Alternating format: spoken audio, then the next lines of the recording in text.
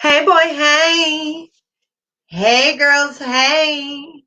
Welcome back to my channel. It's Mama Beauties here. It's late at night. I know for those of you that already are not in the bed for work tomorrow, welcome. If you are new, hit the subscribe button. We do giveaways here. I like to give back to my community. And every time we hit 500 subscribers, for all those that comment, I put you into a giveaway and we do a drawing. Our next drawing will be at 2,000 subscribers. I just want to say thank you for all the subscribers that I do have, all my loyal folks, my humble beauties that are here, everyone that has been very adult and mature. I just want to thank you to each and every one of you. Let's see. Who is this? Okay. It's my homegirl. So we are getting ready to go over some discovery before I hit the hay, and we will be doing this all weekend. We can't forget that the oxygen special for the quiz.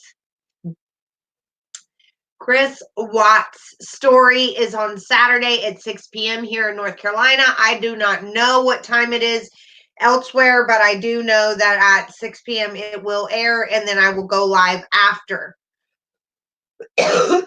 Unfortunately, I didn't get to get my car today because the water pump and some spark plugs and a bunch of other things that they go ahead and do when you get a timing belt changed the part hadn't gotten there in time, and so hopefully I can pick up my car tomorrow.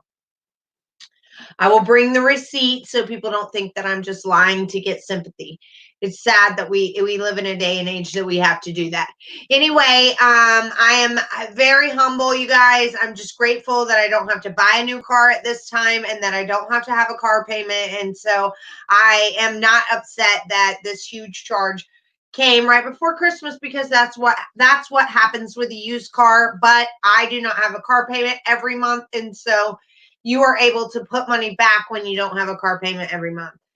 Anyway, if you are looking to get my real 100% nail polish strips that you just stick on, we have well over 200 different designs to choose from in the link below this video. You can just click on the Rarity Nails link and it's going to take you right to my website, and you'll just add your nails to the shopping cart. It's buy 8 and get your 9th for free, so don't forget to put your 9th set in the cart.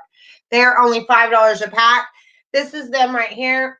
You can get any design you want. We have glitters, we have non-glitters, we have solids. There's so many to choose from. So just be careful, because once you try one set, you can get obsessed like me. I love having amazing nails. Also, I have my Mary Kay link down below. You guys always ask me and email me about my skin and what I use, and we are getting ready to do some tutorials on that as well. I have to, after the first of the year, I have to have some content on YouTube that is actually making YouTube some money. So I need to start monetizing some videos, because rumor has it that YouTube is going to kick you off if you don't make them money. So I need to make some videos that I monetize, and it's definitely not going to be any of my Watts videos or, excuse me, any of my true crime videos or anything like that. I definitely don't want to make money at all on anybody's tragedy. So I'm going to start doing my skincare routine. I'm going to start showing you individual products and going over them and the ingredients and what the benefits are and all of that. So we're getting ready to have some skincare education on this channel. And if you're not into that kind of stuff, just breeze on by it and watch the videos about the content that you are into. So the link for my Mary Kay website, though, if you're already a fan, you don't already have a consultant, you want to browse the website, the link for that is below as well. Also, a lot of people have talked to me about wanting to help with my car. I had Miss T, one of my moderators, give me an awesome donation, and I am just humbled by that. And I don't care if I get another donation at all, but I am putting it out there. If you do want to help with the car that I'm picking, I was supposed to pick up today, but I couldn't because they weren't done with it, that I want to pick up tomorrow, then you are welcome to use the PayPal link below instead of Super Chat, because Super Chat takes like 42% of the, I think that's my dog doing something, of the Super Chat money. So the PayPal link, so you can directly send that to me, is down below too. But I'm by no means asking for anything.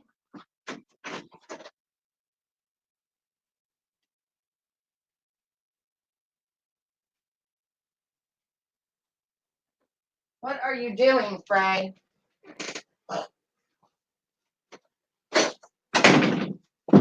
Okay.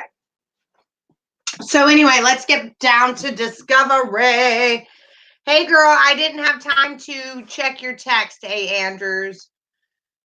Hey Ashley, lots of love and big old hugs sent to you. I know it's been a rough week. Oh, thank you, Ashley. You guys are so sweet.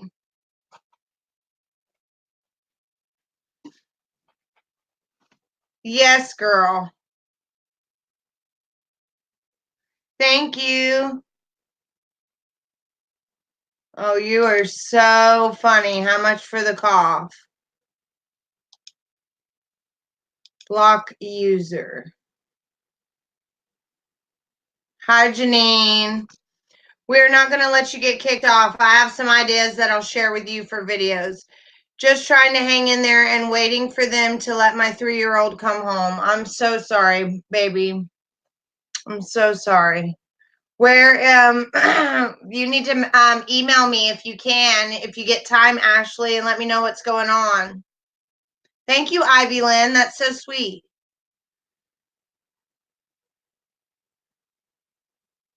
I went ahead and blocked him.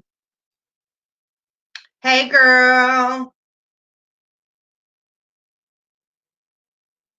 Oh, that's great, girl. I'm glad. I blocked him. We don't get timeouts here. We block immediately. As soon as somebody does the smallest thing wrong, we block. We don't time out. For any of my moderators that did not know that, I just don't have time to be giving people second and third chances. Yes, everybody give it a like, hit the subscribe button, because you have to be a subscriber to win my giveaways. And I give stuff away every 500 subscribers. And trust me, once I start reading the Watt stuff, my subscribers start going up. So we do giveaways quite often here. Let's go to, we're going to start with page 521. And I'm worried about that cough, you guys. He needed to get blocked because I've been juuling for a year, and I'm really scared that that has something to do with all this settling in my chest. So I've been laying off of it, backing off of it. I'm trying to quit altogether. And if I can accomplish that, then I can accomplish anything, right? All right. Now, we left off on page 520, and or actually this page, and we read that Chris said that he and Shanann were not affectionate since May. Remember?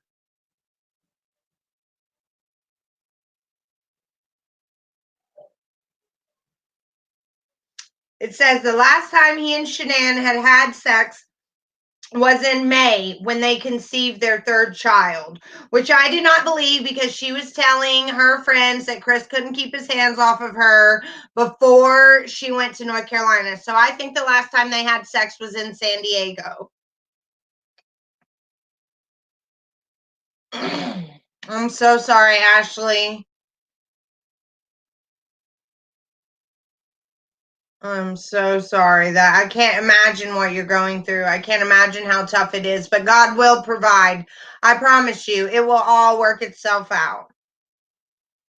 Thank you for staying up, Chronic Life. I know you just had surgery and you're in a lot of pain and you're here for Mama, and that means so much to me. I know. I wish I could win the lottery too, but you got to play to win, right?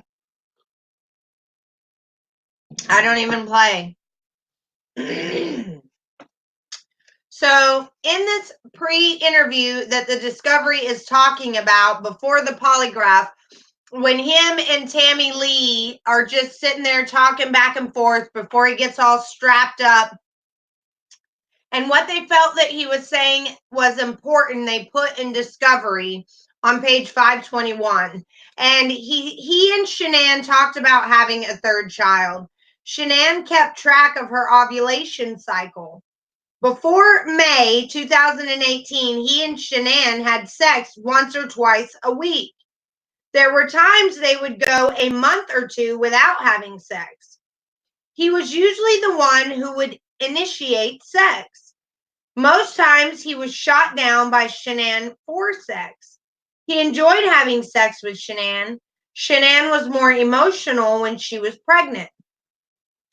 When Tammy Lee asked him with regards to his and Shanann's relationship with their in-laws, he said there was an incident while Shanann and the girls were in North Carolina. His mother, Chris's mother, had ice cream in her house that Cece was allergic to, and Cece was allergic to tree nuts and kiwi.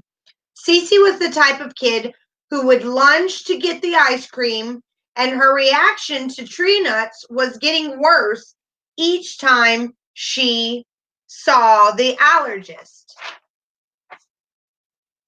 One of his sister's kids ate the ice cream next to Cece, and Shanann said the kids could no longer visit his parents.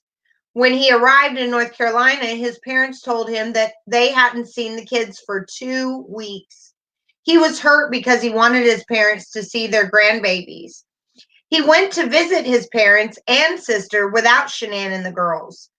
So when Tammy Lee asked Chris with regard to if he and Shanann talked about counseling, he said that he and Shanann discussed going to counseling on August 8th, 2018.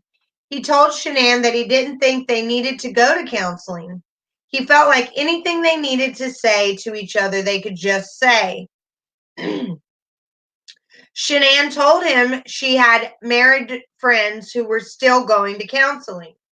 He was open to the idea of counseling, but he didn't want to do it. He already felt disconnected from Shanann, and he didn't feel like counseling was going to help.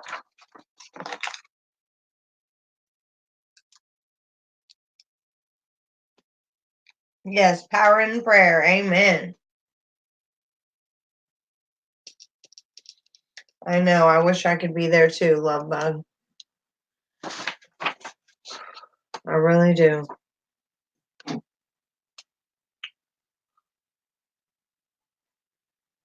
So then Tammy Lee asked Chris, with regard to his schedule on August 8th through the 12th, he worked on Wednesday and Thursday, August 8th and 9th. On Friday, August 10th, he took off work because Shanann flew out to Arizona. Nicole picked Shanann up to go to the airport early in the morning. He hugged Shanann goodbye. He told Shanann to let him know when she arrived and told her he would send her pictures of the girls. When Shanann left for Arizona, he and Shanann talked about counseling and knew the sex of their third child. They weren't going to tell their family what the sex of the baby was until Shanann got home. Nicole knew the sex of the baby and was planning a gender reveal party. He waited for the girls to wake up, and then they hung out around the house. He took the girls to the grocery store and to fix his eyeglasses, which had some cracks in the frame. They went to Target and also picked up their click list groceries from King Soopers. So that must be something that I don't know much about. A click list, groceries from King Supers. I guess it must be some kind of app where you can just add everything that you need and then pull up to King Supers and get what you need.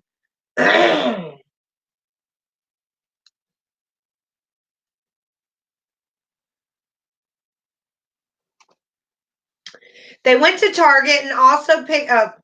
His children attended Primrose School in Erie 5 days a week, but the school was closed on Friday, August 10th for a teacher workday. Oh, so they did go to the school right when they got back, but it was closed on that Friday for a teacher workday. He and the girls got home around 4:30 p.m.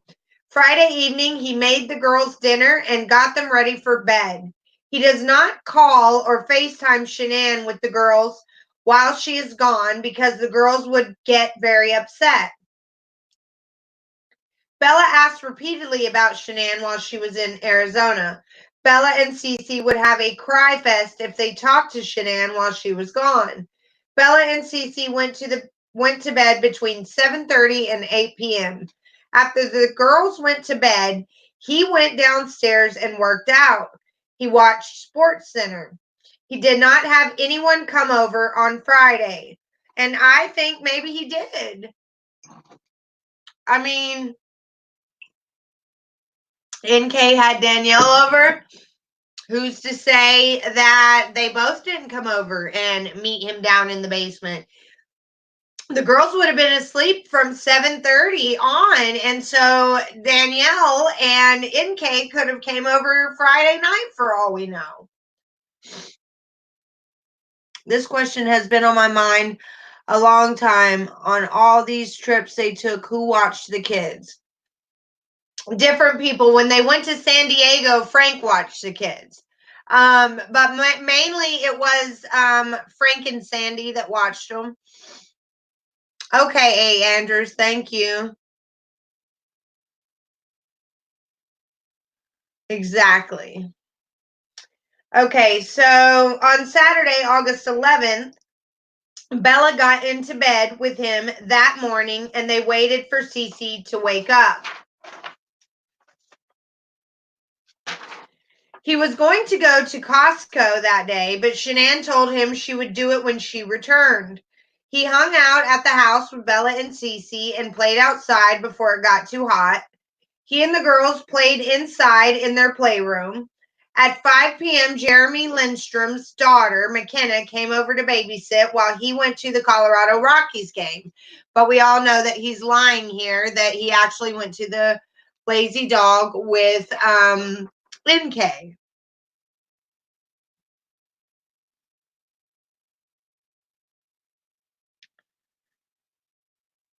No, not if she left it behind. If she did, or if she took the battery out, your cell phone doesn't ping with the battery in it, right?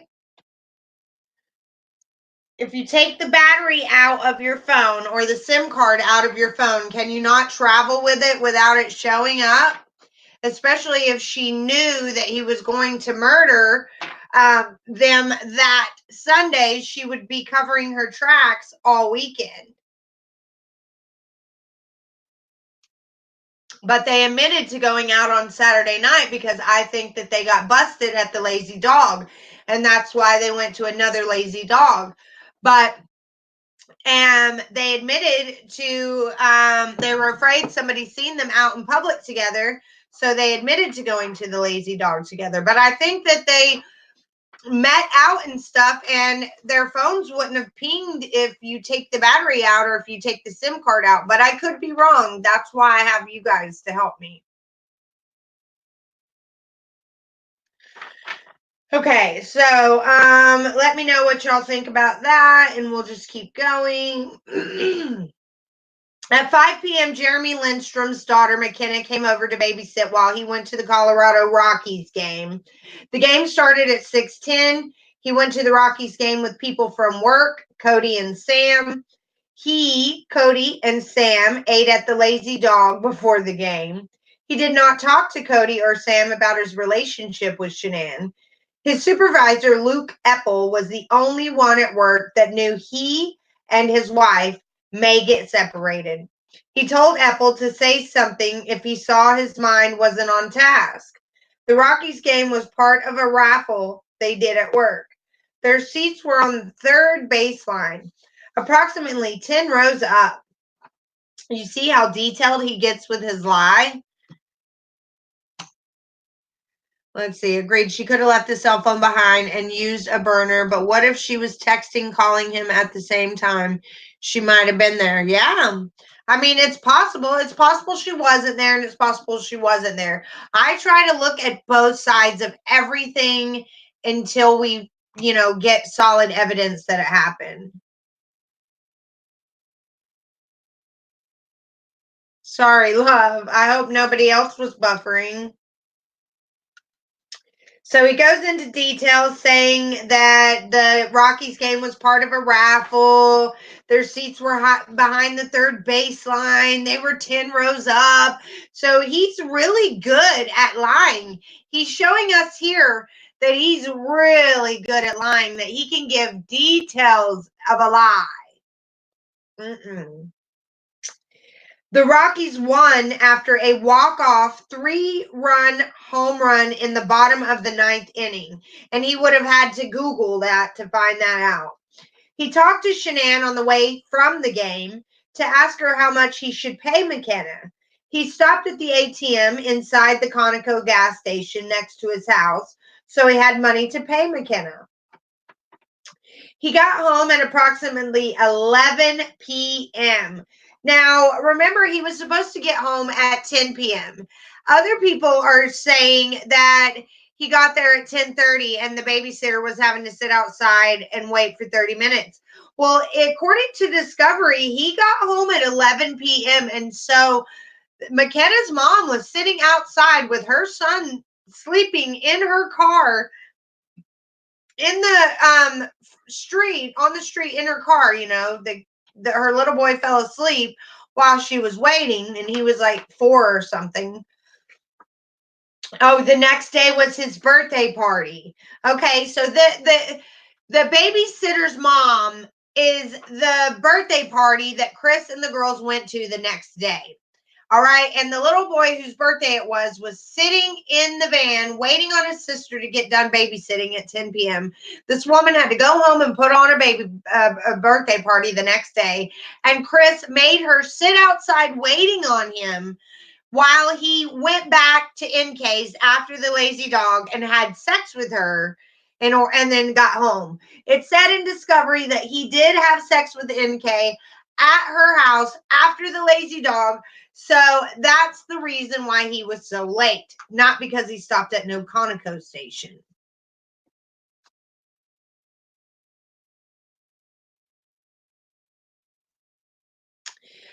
Yes, A. Andrews, I agree with you, sister. Yes, look at all sides because something's not right. Just figured, hope law enforcement at least verified some of this. Yes, I agree, Ivy Lynn. I think that's why he sent those texts.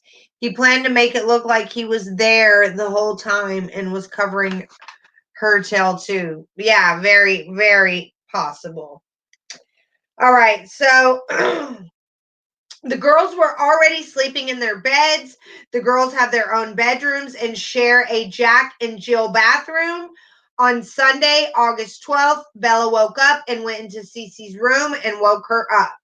He and the girls went downstairs and watched Bubble Guppies. He put the girls down early for a nap because Jeremy Lindstrom's son was having his 4th birthday party. He woke the girls up from their nap around 12:30 and went to Jeremy's house. Chris recalled he and the girls went to Target earlier in the day to purchase a birthday present. Chris said that they came home from Target and he fed them leftover cold pizza. So he fed them leftover cold pizza okay, so let's put this in perspective. He gave them pizza on the night that she babysit. They had pizza on Saturday, okay? And or no, was it Saturday? Yeah, Saturday night. And then for lunch, the next day, he says right here in Discovery, he gives them pizza before he lays them down for their nap before the party.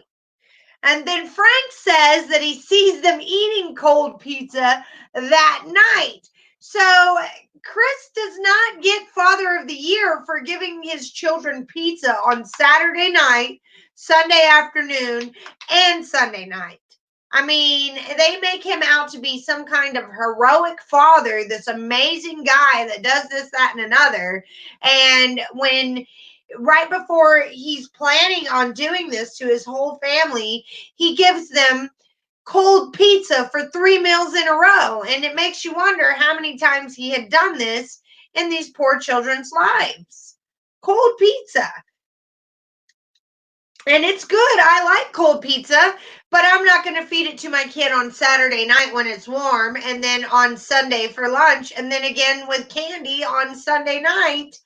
It's just odd to me that he didn't make them any other food than that pizza. Let's see.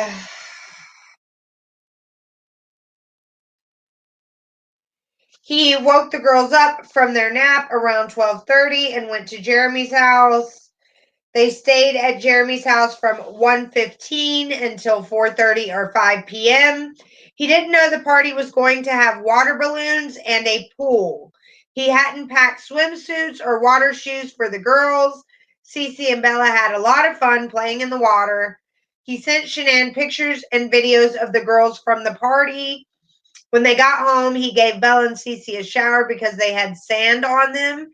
He got the girls out of the shower, dried them off, and put lotion on them, and got their pajamas on. Cece had a pink nightgown with a drawing of a bird on it and a nighttime diaper. So sad. Okay.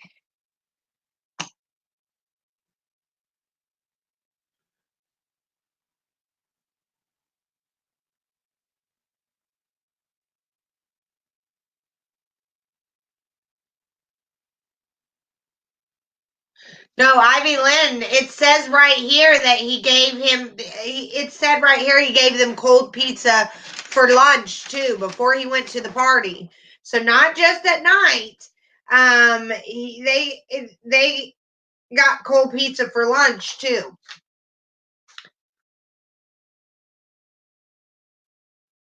I know he was, Janine. But I just found it odd that they made him out to be like he's so awesome.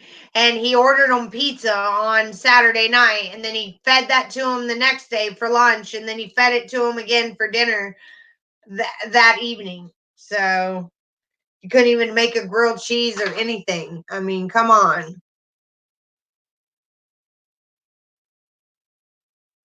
Oh, yeah. Remind me to point out the text to NK from that party to you at some point. It really bothers me, and I think it meant something for what. Well, I'm sure we'll come on it.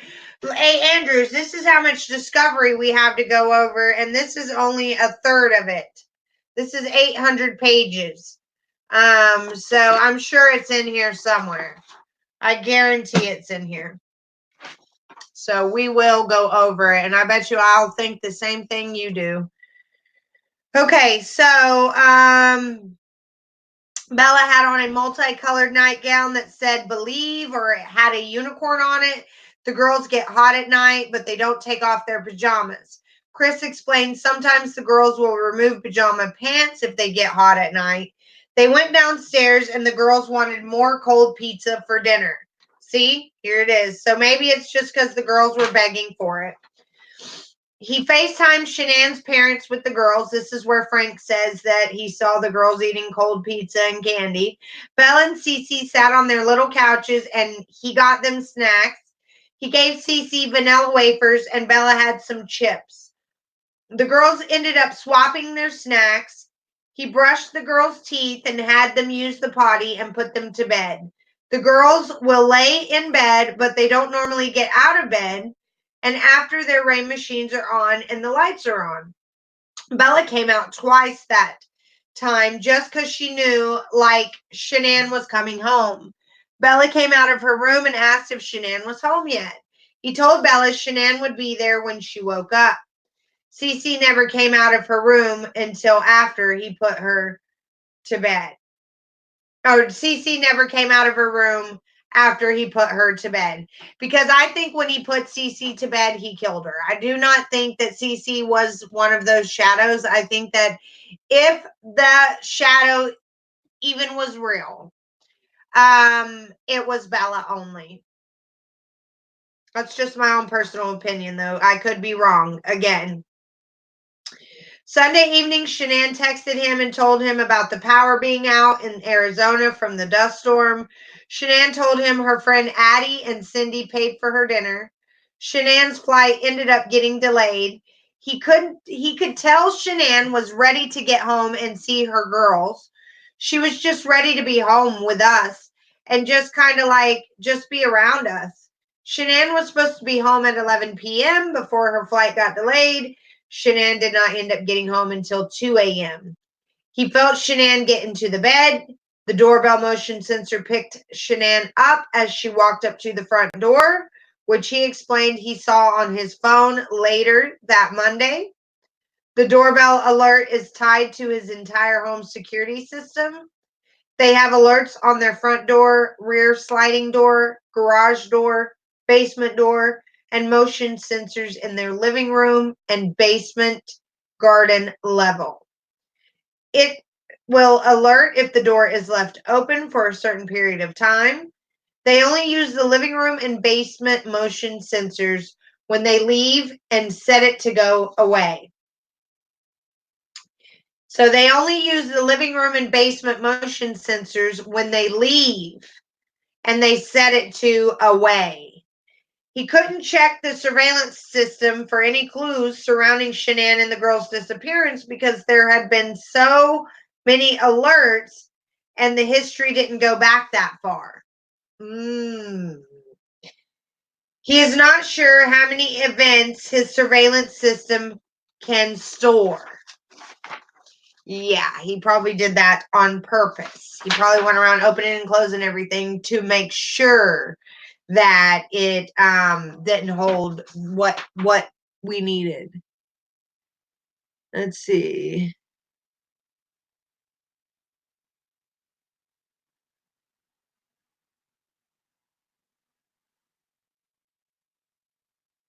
Let's see.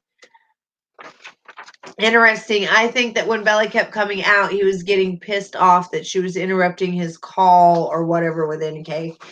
I agree.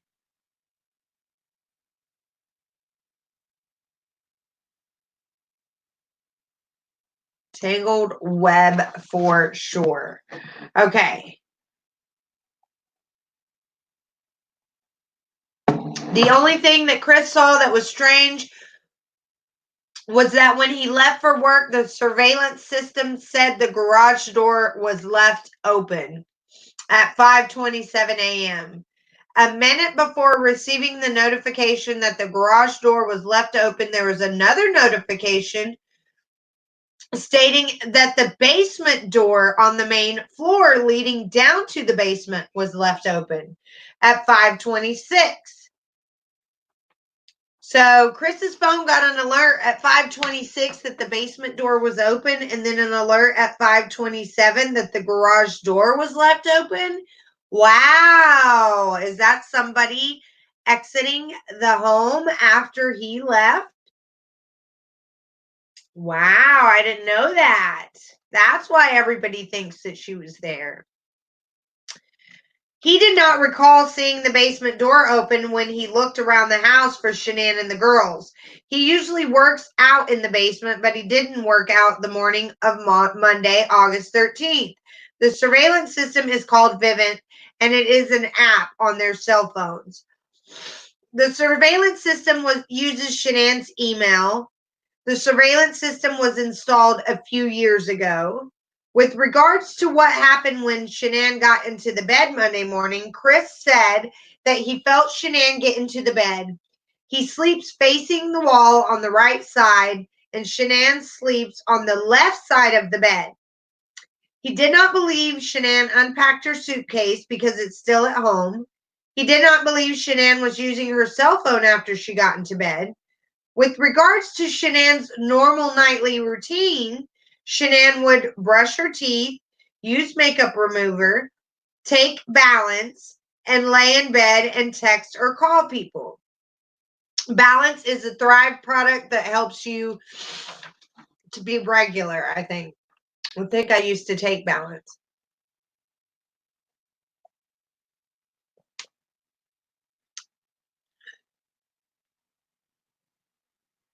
That was earlier, Janine. When the Vivint thing wasn't working, she made him call and fix it right away. And I think that was when she was in North Carolina, Janine. So you're right, that is a true story, but they're talking about in Discovery here the morning after Shanann was murdered. You're talking about when Shanann was in North Carolina and she couldn't see the front door and she wanted to know why, and she called Chris and said, "You better get it fixed." So Chris says that Shanann would charge her cell phone at night next to the bed. Shanann had an Apple Watch and would take it off and charge it each night. Shanann sleeps in a t-shirt and underwear. That morning, Monday, Shanann was wearing a t-shirt and underwear. Shanann always wore her wedding ring to bed. Shanann would only take off her wedding ring to color her hair. Shanann never stopped wearing her wedding ring, even though they discussed separating. Shanann wore her wedding ring to Arizona. It was very unusual that Shanann's wedding ring was left on the nightstand. Shanann colored her hair the week before in North Carolina, so she did not color her hair at home. He got up at 4 a.m. and got ready for work. He went downstairs and made a protein shake, packed his lunch, filled up his water jug, collected his book bag, got his computer, and put more tools in the truck. Chris described his work truck as being parked on the corner of the house on the west side. Shanann told him the night before to wake her up when he went to work so she could shower. He woke Shanann up because he didn't want to assume she wanted to sleep, and he knew he needed to do what she said because he didn't want to make her mad. Mm-hmm. Okay, Chris. He slipped back into the bed and rubbed Shanann's shoulders and head to wake her up slowly. He was on top of the covers and was fully dressed in his work clothes. He asked Shanann if she wanted to wake up and take a shower. Shanann said yes, and he asked her if they could talk a little bit. Shanann agreed. So he told Shanann they needed to sell the house and downsize. Their mortgage was $2,700 a month.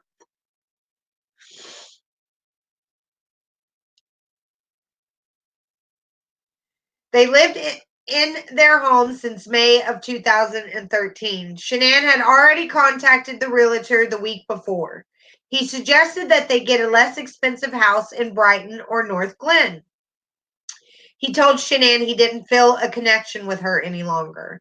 He told Shanann their relationship wasn't working and the love they had for each other in the beginning was gone. Shanann cried and it was very emotional. Shanann was upset and she asked him if there was someone else. He told Shanann there was no one else and it was just him talking to her about their relationship. This isn't like somebody came into my life and took me from you. There's no outside influence coming from this. Shanann believed him that he didn't have anyone else in his life. Shanann wouldn't have an affair on him, and she knows he would never cheat on her. The only time Shanann was suspicious of him was early in their relationship when they first started dating and he was still getting messages from other women. Shanann had full access to his cell phone and often used it to make posts on Facebook about Thrive. He never logged into Shanann's Facebook and only did recently because the police and news crews wanted to see pictures.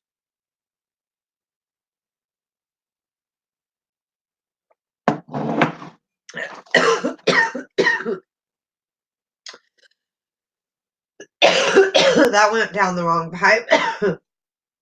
Okay. Where was I? Okay. He and Shanann talked from about 4:15 till 5 a.m. He hoped he and Shanann could sell their house and each leave with some money.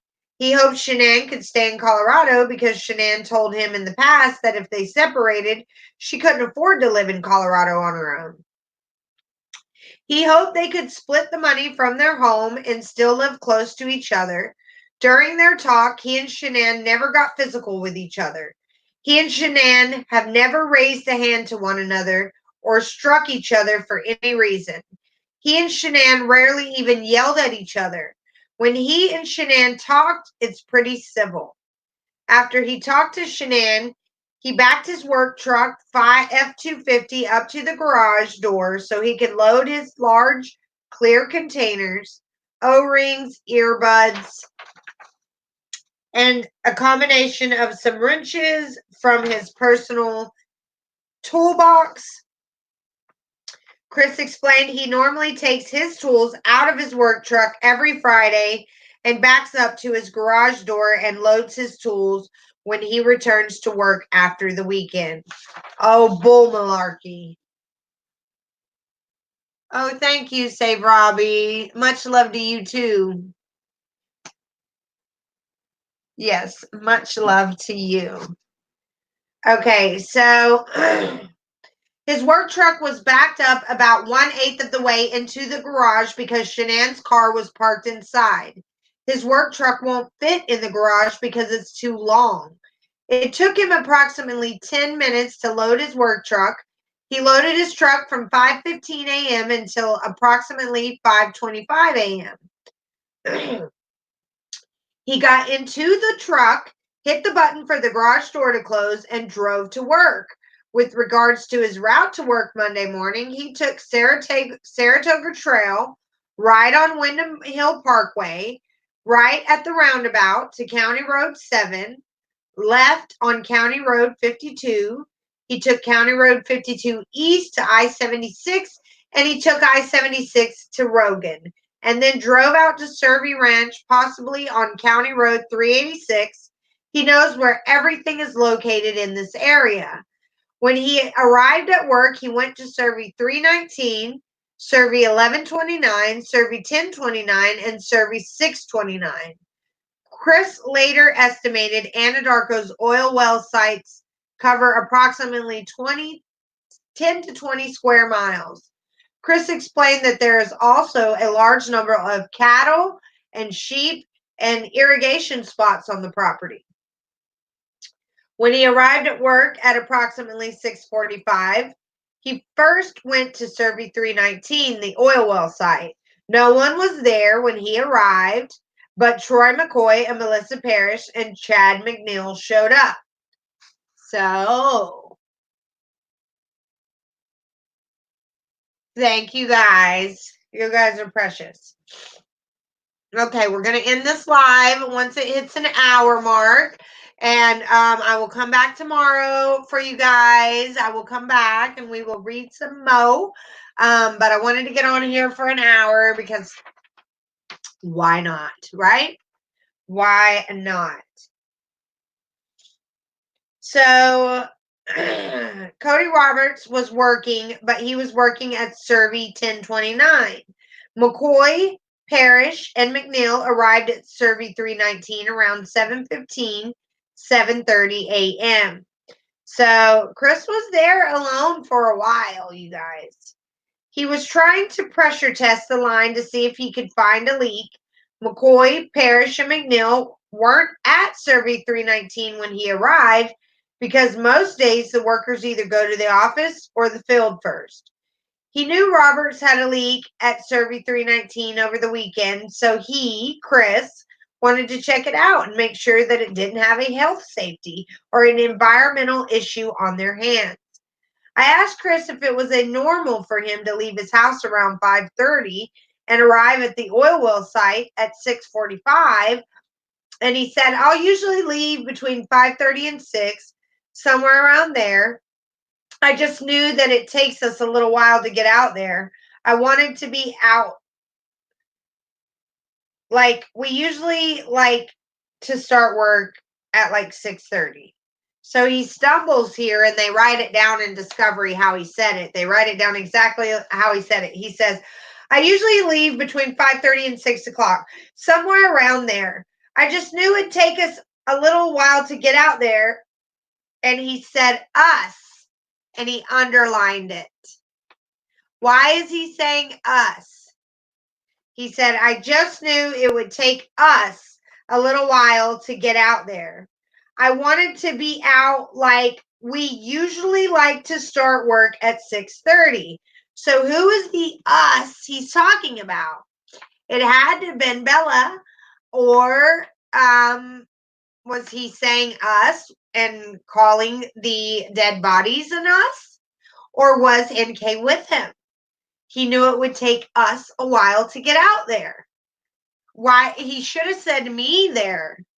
He should have said me in that sentence. So he said, I just knew that it would take us a while to get out there. I wanted to be out like we usually like to start work at like 6:30. He did not stop anywhere along his trip to work on Monday morning. He did not see anyone he knew on the way to work. He called McCoy, Roberts, and McNeil while he was out at the oil field, but the calls wouldn't go through. He worked at Survey 319 from 6:45 a.m. until approximately 8 a.m. He worked at Survey 629 until approximately 8:30. Chris explained no other workers were at Survey 629 when he was there. So I didn't know that he went to a whole nother Survey by himself, which was 629 after 319. I thought they all just went on over to 1029 together. That's the one he left and went when Nicole Atkinson was calling him. So here's another thing I find out in Discovery, that he went after Survey 319. He went to Survey 629 until about 8:30 a.m. by himself. And then he drove over to Survey 1129 at 9 a.m. to see if it was ready to run, and it wasn't. And so he left Survey 1129 at 10 a.m. And then that's when he went to 1029. Yeah. And then he drove to Survey 1029 and he stayed there until he left to come home at 1 p.m. And that's when he went to go talk to Nicole Atkinson, had finally got him to leave and come home. It was already at 1 p.m., even though she had been trying to get him to come home all morning long. And I just found it very, very interesting that he said that he left at 5:30 because he knew it would take us a while to get out there. Who is the us he's talking about? Did he mean him, NK, and the dead bodies? Or did he mean him and just the dead bodies? Or did he mean him and Bella, who was alive at the time, was the us? So who was the us that Chris was just talking about? He clearly told agents that he left so early. The agent asked if he normally leaves at 5:30 in the morning, and he said he knew it would take us a while to get out there. So who in the world is us, you guys? That is crazy. Somebody had to be in that truck with him. And so that that solidifies to me that at the very least, Bella was alive and Bella is us at the very least. But it could be anything as far as us is him and NK. Us is him and Jim. Us is him and he's speaking of the bodies as if they were alive. Us, it could be anything when it comes to him. And let's just remember that we are doing this for entertainment purposes only, you guys. This is all adult content. All parties are innocent until proven guilty in a court of law. We just want to make sure we put that disclaimer there. Whew! What a read. All that hot chocolate. Exactly. I would have asked the same thing. I just don't understand how he got away with so much. So we've got 10 more minutes before I'm going to go. So let's just keep reading. With regards to the police pertaining to having civilians in his work truck, Bella and Cece have played in his work truck a few times. Shanann has been in his truck to see what it had in there, but she's never ridden in his truck. They are only allowed to take other Anadarko employees and trainees in their work trucks. So then Tammy Lee asked him with regard to if he made any phone calls while he was at work. He texted Robert McCoy and McNeil and ended up calling and talking to Epple to let him know he was out at the Survey Ranch. He texted Shanann and also tried calling Shanann, but she didn't answer, and his call went to her voicemail. He called Atkinson after he received the front door bell alert. Atkinson told him Shanann hadn't answered anyone. She could see the shoes Shanann wore home from the airport sitting inside the front door, and Shanann's car was in the garage. He wouldn't know if Shanann had other pairs of shoes missing because she has an entire closet of shoes. He called Epple on his way home from work to let him know that he couldn't find Shanann or the kids. With regards to if he called Primrose School, yeah, I don't remember what time that was, but I asked if the kids were there. I asked Chris if he had any other conversation with Primrose that morning. He told Primrose that they were more than likely going to put the house up for sale, and he wasn't sure if they would be staying in the area. He told Primrose he wanted the kids to stay on the waiting list. Primrose charges on Mondays for the week, and Monday was going to be the girls' first day back. With regard to the route he took to get home, he drove I-76 West to County Road 52 West and took it home. With regard to Chris's financial situation, he told Tammy Lee that last year he and Shanann spent approximately $25,000, over $500 each week, for their daughters to attend Primrose School. Shanann had surgery on a compressed disc in her neck last year. He and Shanann had insurance, but the surgery was over $100,000. He pays over $500 a month for health insurance through Anadarko. Shanann handled all of the finances, so he did not know how much they had left to pay on her medical bills. Cece had acid reflux, and they had medical bills related to her endoscopies. They had numerous medical bills related to Cece's allergy testing, Cece's blocked tear duct, and both girls had tubes in their ears and their adenoids removed. Both of the girls had inhalers for child asthma. Cece took Singulair for her allergies, and Bella and Cece took medicines for acid reflux. They owe approximately $8,000 to $10,000 in credit card debt, and their Lexus was paid for by Lavelle through Thrive's car allowance.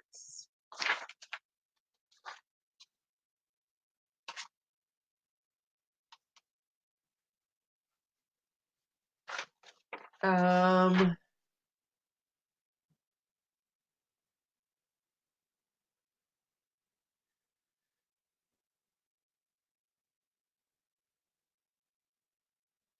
did somebody?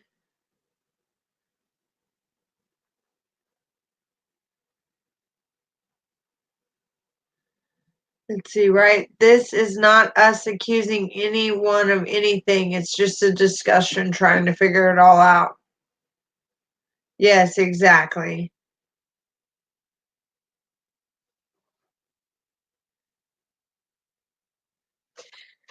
He and Shanann filed for bankruptcy 2 years prior. He does not recall how much was discharged during the bankruptcy. He knew when the kids returned to school that they would be living paycheck to paycheck. Shanann recently took out $10,000 from his 401k to catch up their mortgage payments. Chris believed the loan against his 401k was taken out approximately 5 months ago. They were 3 months behind on their mortgage payments. They had received a letter from Chase Bank pertaining to their delinquent home loan. He and Shanann was stressed out about their financial situation. He currently owes his mortgage payment for August, which is due tomorrow. He currently has $2,000 in his Chase checking account and approximately $1,500 in their USAA checking account. Almost all their credit cards are maxed out, and Shanann only been paying the minimum payments on their credit cards. With regards to life insurance, he has a policy on Shanann and the girls through Anadarko. Bella and Cece had a $20,000 each policy, and Shanann had a $50,000 or a $100,000 policy. He has his own policy, and he believes Shanann may have gotten another life insurance policy on her own. Shanann got their policies through his cousin's wife, Nicole Kennedy, so he does not know how much they were. Shanann and Nicole had a falling out over a money thing.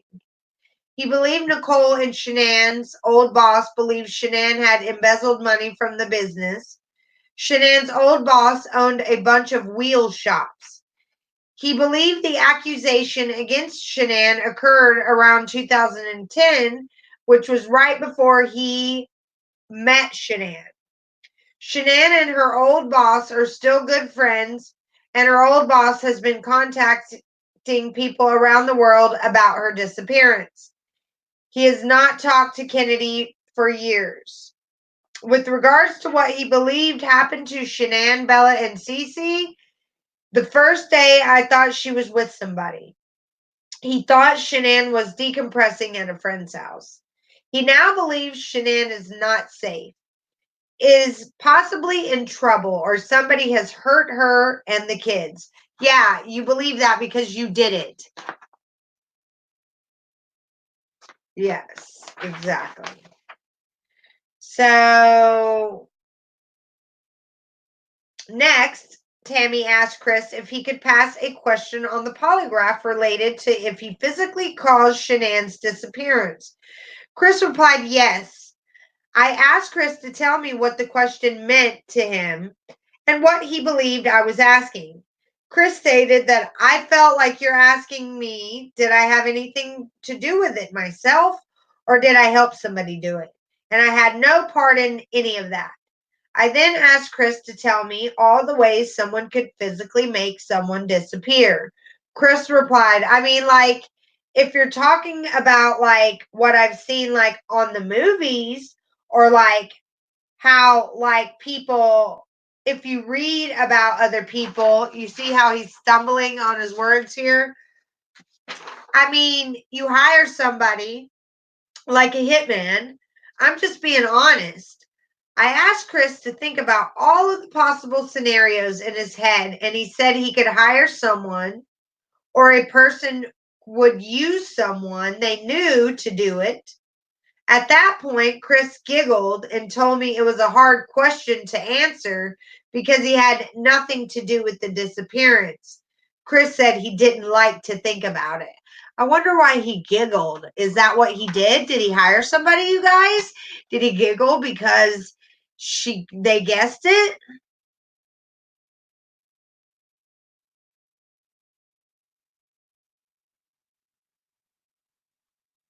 Did the GPS show the street with dumpster? I hate all the missing discovery. Yes, the GPS showed the dumpster that Chris stopped at on the way home to throw away the blankets or the toys or whatever it was he threw away. But unfortunately, before law enforcement got that GPS location and went to it, the dumpster had already been emptied. All right, so we only have a couple more minutes. I'll finish this page. Let's see.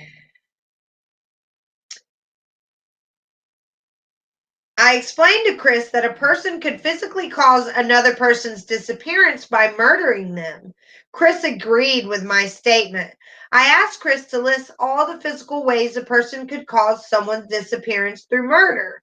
Chris stated stab someone, shoot someone, hit them with a blunt object. What else is there? I mean, use a weapon of like a gun or a knife. Chris appeared to be thinking, so I said, you could smother someone.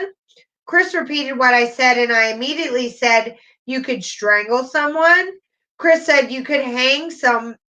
Yeah, you can, all the kinds of things. I mean, it's hard to even think about that kind of stuff right now. I continued with telling Chris a person could drown, shock, or burn someone to death. I asked Chris if he could think of any other ways to murder someone, and he said, lure them into a trap, I guess. And that's what I think he did in the basement. Personally, that's just me. I think he lured her down there because one of the girls was missing from their bed. Lure them in a trap, I guess. I asked Chris to explain, and he said you could have someone waiting around the corner, and accident could happen, such as getting hit by a car. I told Chris that a person could kidnap another person, and he agreed and said someone could take a person somewhere, torture them, and leave them without food or water. Chris then stated that a person could poison another person or beat them to death as a way to make them disappear. I asked Chris if he would have an issue with that question on the test, and he said he could definitely pass that question.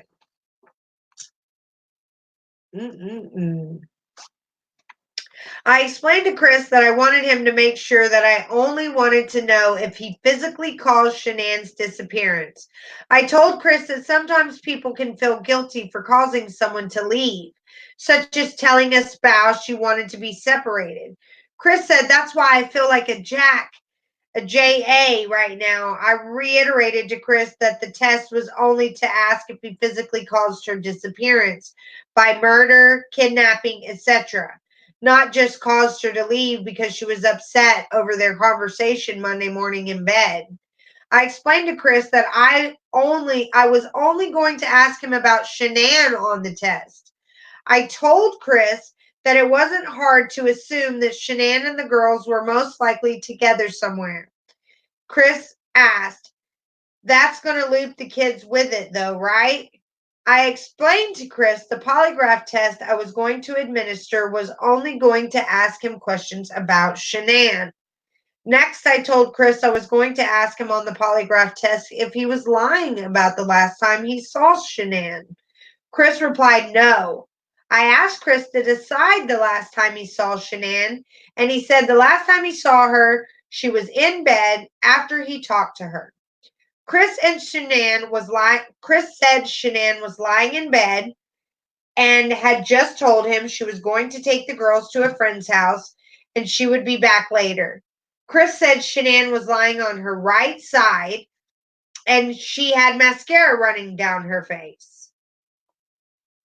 Now, did he not tell Sherilyn Cadle that Shanann was laying on her left side? So, which is it, Mr. I give details for lies? He told Sherilyn Cadle that she was laying on her left side. He can't even keep his lies straight, y'all. So he tells Tammy Lee that she was laying on her right side. So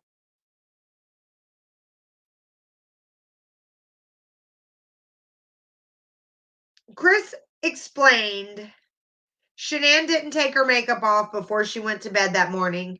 Chris said the last time he saw his children was on the baby monitor as it was cycling back and forth. I told Chris I had to talk about the worst case scenario and told him if he murdered Shanann, that image he described would not have been the last time he saw her. Chris said, I know, I agree with that. I told Chris if he murdered Shanann in the house, she was obviously removed at some point. So her lying in the bed would not have been the last time he saw her. And Chris said he agreed. Lastly, I told Chris I wanted to ask him on the polygraph if he knows where Shanann is now. Chris replied by saying, I do not. I told Chris he was cooperating with the missing person investigation, and the question centered around him actually knowing the location of Shanann, but not telling the police.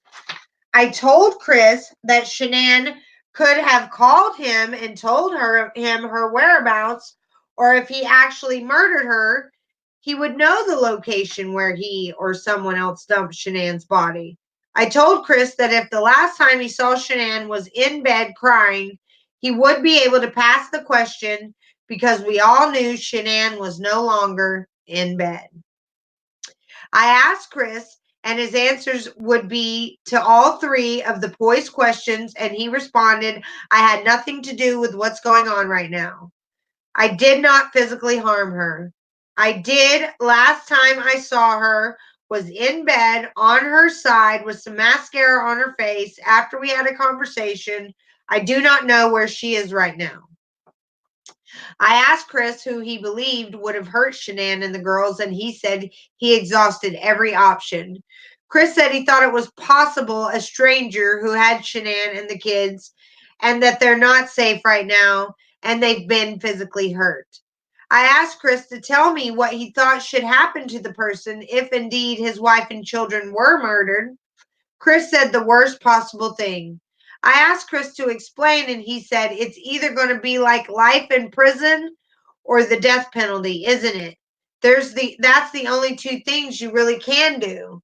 And it seems like he was asking here, not telling.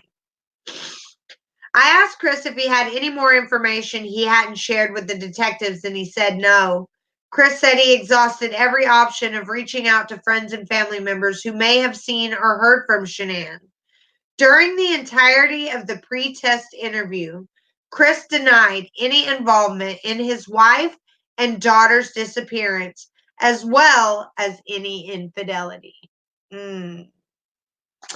And that is the middle of page 531, where we will pick back up when we read this again. So we are getting a lot of details, you guys. The details are in between the lines, fine lines, rereading with information that we know now. We're going to watch this documentary on Saturday on the Oxygen channel. Hopefully we'll get some answers with that. I haven't got to check out what I had some subscribers tell me something about another book that's coming out. Scott Reich had somebody on his channel. I haven't really got to watch much YouTube lately. So I'm going to go check that out and see what's going on with that. But yeah, we're going to keep you guys caught up. I'm excited about going to get my car tomorrow and being able to get out of this house. Oh, I've been stuck here. And we're going to be doing some more pop-up shops once my nails get here. I hope to have time to make some more jewelry this week. So I'm excited to share everything with you guys. Remember, hit that subscribe button. You've got to be a subscriber to win any of my giveaways. I do giveaways every 500 subscribers, you guys. So make sure that you are a subscriber. Hit that like button. This is a place where you do not have to have the same opinion as mine. You can have your own opinion. You can share it. We can agree to disagree. We do not all have to be cookie cutters that think alike. All right.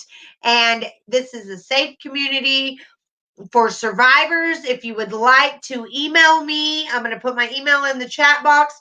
If you'd like to email me and get on the roster to share maybe for 30 minutes or an hour about your survivor story, I would love to have you on. You do not have to have your face on. If you're not comfortable with showing your face, you can just have your voice on with StreamYard. It works out really well. We can split the screen. You can tell us how you survived addiction, how you survived domestic violence, and that's men or women, or how you survived a medical mystery or medical issues, and that you're standing strong and you're here today to tell your story and hope that you can help at least one person.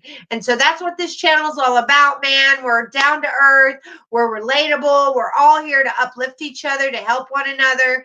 And if I hadn't been through it, there's somebody here that's been through it. We're all very humble. We understand that nobody's better than anybody else. We do not run anything. We're all just humble people trying to survive in this world and be here for one another. So, welcome to my community. It is a very safe place for you guys. So, please smash that subscribe button. I have some wonderful moderators. You guys are familiar with them. And just everybody stay safe and much love and big hugs. Talk to y'all later. Bye.